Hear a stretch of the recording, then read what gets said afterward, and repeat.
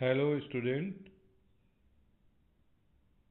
today I discuss the next topic that is called the composite transposons.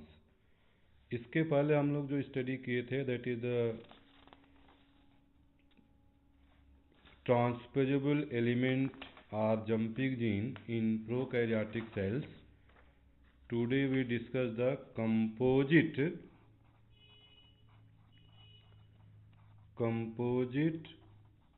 transposons.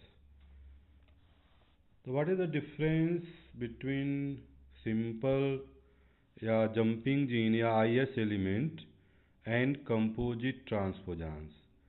तो composite means क्या हुआ, जिसमें कि दो आईएस एलिमेंट एक साथ जुड़ जाते हैं और बीच में, जैसे ये आपका आईएस एलिमेंट है, ये आईएस एलिमेंट है, दो IS1 मान लीजिए, यहाँ भी IS1, और बीच में कोई drug resistance marker, that is the drug resistance marker gene, जैसे कि आपका मान लीजिए CHLR chloramphenicol resistance gene, KANR kanamycin resistance gene, AMPR ampicillin resistance gene.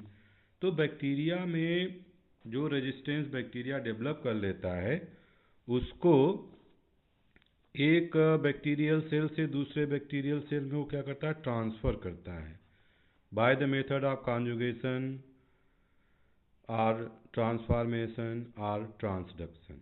तो जो आपका कंपोजिट ट्रांसपोजांस है, इसीलिए इसको क्या कहते हैं हम लोग, ये मार्कर जीन को कैरी करता है। ये क्या है बैक्टीरियल सेल के लिए, that is the beneficial to the bacterial cell.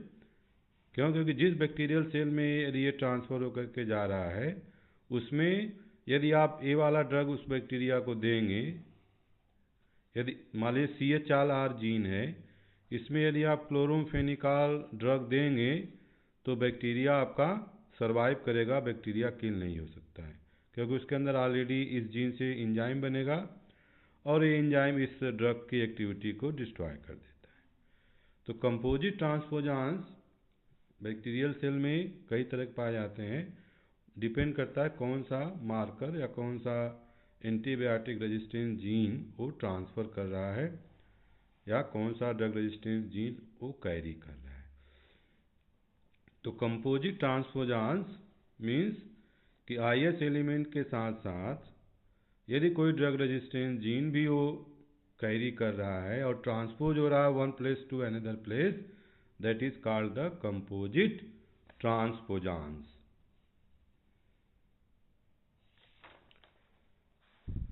तो a composite transposons consist of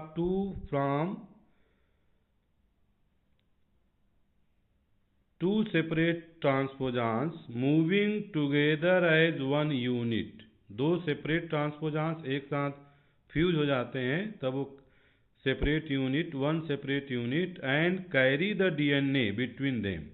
और उस दो ट्रांसपोजान जो सेपरेटेड हैं, फ्यूज हो गए, उसमें कोई न कोई DNA कैरी कर रहा है, ड्रग रेजिस्टेंस जीन कैरी कर रहा है। जैसे for example, consider A segment of the DNA flanked at both end by the two identical insertion sequences। दो आइडेंटिकल सीक्वेंसेस जो है DNA के बीच में या जो कार्नर में पाए जा रहे हैं, the transposes will move any segment of the DNA surrounded by a pair of the inverted repeat that is recognized। जो भी आपका ट्रांसपोजेज एंजाइम है जो कि इसके लिए मूव करने के लिए रिस्पॉन्सिबल है, वो जो आपका इन्वर्टेड टर्मिनल रिपीट है उसी को रिकॉग्नाइज करता है कि कहाँ पे इन्वर्टेड टर्मिनल रिपीट है, वहीं से कट करेगा, दूसरी जगह जाकर के वो आपका DNA वो इंसर्ट हो जाता है। Some transposons carry drug resistance marker in addition to the function concerned with the transposition। कुछ ट्रांसपोजांस हैं जो कि ड्रग रेजिस्टेंस जीन कैरी करते हैं और उसके साथ साथ एक जगह से दूसरे जगह वो ट्रांसफ़र भी करते हैं जंपिंग जीन की तरह। तो इसलिए इसको क्या कहते हैं, composite transposon. These transposons are known as composite transposons. इस तरह के ट्रांसपोजान्स को क्या कहते हैं, कंपोजिट ट्रांसपोजान्स कहते हैं। These transposons are known as Tn followed by a number of class. Larger transposons are called composite transposons. These transposons, इस तरह के ट्रांसपोजान्स को किस फैमिली में रखते हैं, Tn मीन्स क्या होगा, transposons, followed by a number of class. किस तरह का वो ड्रग रेजिस्टेंस कौन सा उसके अंदर कैरी कर रहा है, क्लोरमफेनिकॉल है कि कैनामाइसिन है कि एम्पिसिलिन है। तो जिस तरह का ड्रग रेजिस्टेंस जीन्स करेगा उसको हम एक नंबर देते हैं, जैसे 9 हो गया, 5 हो गया, 3 हो गया। तो उसी को Tn followed by a number of class, किस क्लास का है, कौन सा ड्रग रेजिस्टेंस जीन कैरी कर रहा है। Larger transposons are called the composite transposons. जैसे यहाँ पे आपका डायग्राम है, 2-3 एग्जाम्पल हैं ट्रांसपोजान्स, कंपोजिट ट्रांसपोजान्स के। पहला आपका है Tn9। यदि आपका क्लोरमफेनिकॉल रेजिस्टेंस जीन है तो उसको हम 9 नंबर देते हैं। तो Tn9 फैमिली में जो है आपका 2 IS1 एलिमेंट, एक IS एलिमेंट यहाँ पे दूसरा IS एलिमेंट, दोनों IS1 एलिमेंट फ्यूज़ हो जा रहे हैं। और ये फ्यूज़ होने के साथ साथ बीच में जो आपका जीन पाया जा रहा है इन दोनों IS एलिमेंट के बीच में, वो क्या है, CHLR means chloramphenicol resistant gene. तो ये पूरा आपका जो Tn9 फैमिली है ये क्या कहलाएगा, कंपोजिट ट्रांसपोजान्स। तो इसमें 2 IS element, IS1 and IS1 दोनों सेम है, ठीक। और जो IS1 है वो कितने न्यूक्लियोटाइड बेस पेयर का है, 768 न्यूक्लियोटाइड बेस पेयर। यहाँ भी आपका है 768 न्यूक्लियोटाइड बेस पेयर, दोनों IS1 एलिमेंट। यहाँ पे जो इन्वर्टेड टर्मिनल रिपीट है, और यहाँ पे इस जगह क्या है, 23 न्यूक्लियोटाइड बेस पेयर का आपका टर्मिनल रिपीट है, जो कि सेम ओरिएंटेशन का होता है। इन्वर्टेड मीन्स डिफरेंट ओरिएंटेशन, और ये 23 बेस पेयर का सेम ओरिएंटेशन है। और Tn9 फैमिली जो टोटल है वो कितना है, 2500 न्यूक्लियोटाइड बेस पेयर। मीन्स यहाँ से लेकर के यहाँ तक जितना आपका सेगमेंट है वो 2500 न्यूक्लियोटाइड बेस पेयर इसमें है। तो ये आपका पहला एग्जाम्पल है, पहला फिगर है Tn9 फैमिली। दूसरा जो है आपका उसी तरह से दूसरा है, सेकेंड आपका, that is the Tn5 family. Tn5 family में आपका जो जीन ये कैरी कर रहा है that is the kanamycin R, kanamycin resistant gene, जो कि यहाँ से लेकर के ये आपका कैनामाइसिन रेजिस्टेंट जीन है। और बीच में जो 2 एलिमेंट हैं, यहाँ पे एक है IS50L मीन्स जो IS50 है, एक है L means left side, R means right side. तो IS50L, यहाँ से यहाँ तक IS50L, इसके बाद कैनामाइसिन रेजिस्टेंट जीन, इसके बाद फिर आपका IS50R। ये आपका राइट ओरिएंटेशन है। यहाँ पे इन्वर्टेड टर्मिनल रिपीट है यहाँ से लेकर के यहाँ तक, और इसके बाद जो है that is the 9 nucleotide base pair का सेम ओरिएंटेशन या डायरेक्ट रिपीट है। और बीच में जो जीन पाया जा रहा है that is the kanamycin resistant gene, KANR gene.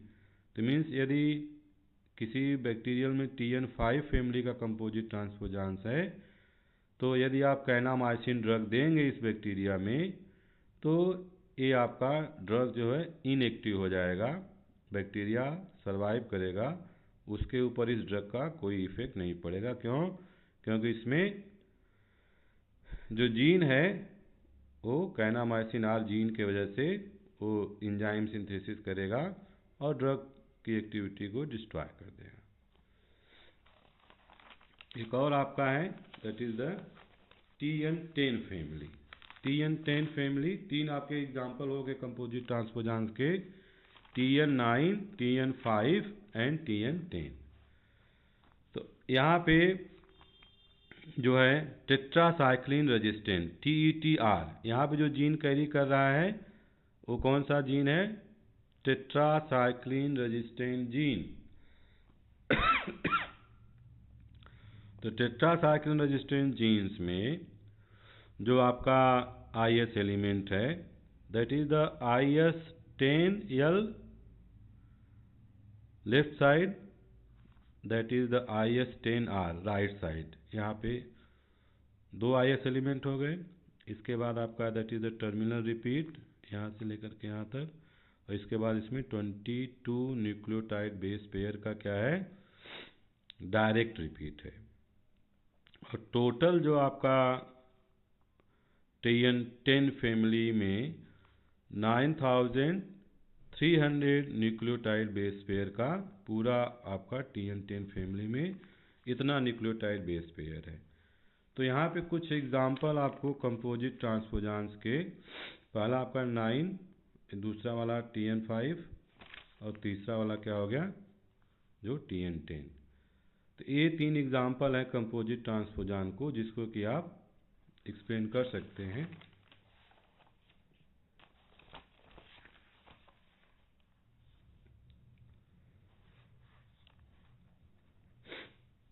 तो कंपोजिट ट्रांसपोजांस आर क्रिएटेड, कैसे आपका कंपोजिट ट्रांसपोजांस क्रिएटेड होगा? When 2 IS element insert near each other the sequence between them can be transposed by the joint action of the flanking element। तो जो composite ट्रांसपोजांस कैसे create होगा? जैसे कि आपका ये कोई ड्रग रेजिस्टेंट जीन है, मान लीजिए आपका CHLR जीन है, यहाँ पे एक IS एलिमेंट, यहाँ पे एक IS, सेम IS1, यहाँ भी IS1। ये दोनों IS1 एलिमेंट जो है, यहाँ पे IS एलिमेंट आया, यहाँ पे IS एलिमेंट आया, और ये DNA आपका एक साथ फ्यूज कर गया। तो यदि ये तीनों एक साथ फ्यूज कर जाते हैं, IS1 फिर यहाँ पे IS1, ये दोनों फ्यूज किए, लेकिन फ्यूज करने के साथ साथ बीच में कोई एडिशनल मार्कर जीन कैरी कर रहा है, तो ये आपका क्या बनाएगा? कंपोजिट ट्रांसपोजांस।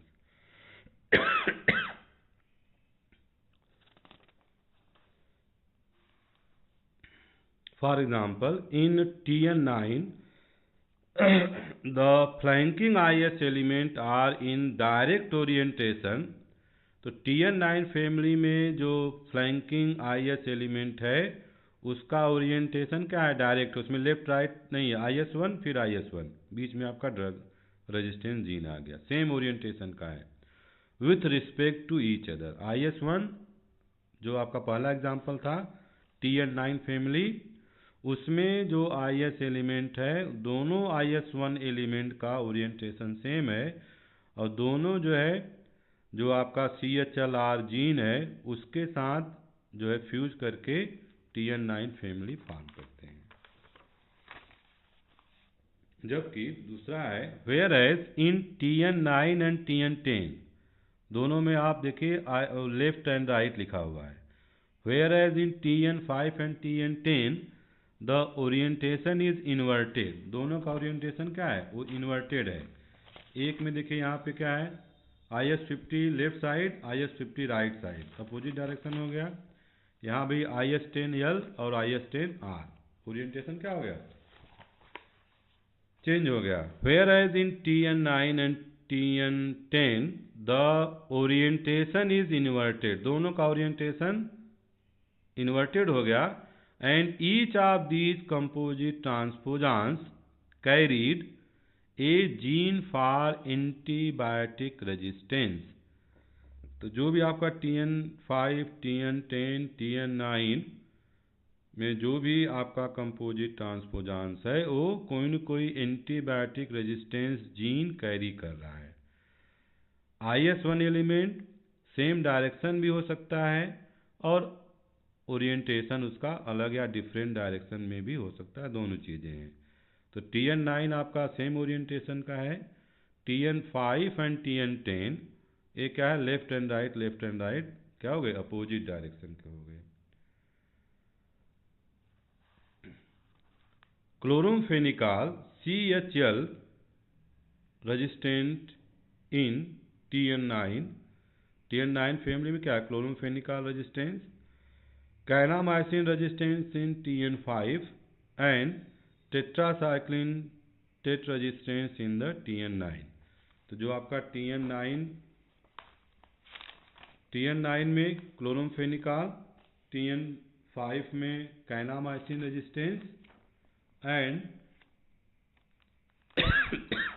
TN10 फैमिली में टेट्रासाइक्लिन रेजिस्टेंस। तो कंपोजिट ट्रांसपोजांस ओवरऑल क्या है कि कंपोजिट ट्रांसपोजांस ऐसा IS या जंपिंग जीन जो कि जंपिंग जीन के साथ साथ कोई एडिशनल जीन या कोई मार्कर जीन कैरी कर रहा है, तब उसको हम क्या कहते हैं, कंपोजिट ट्रांसपोजांस। ठीक, तो आज का क्लास अभी ये कंप्लीट होता है। ओके।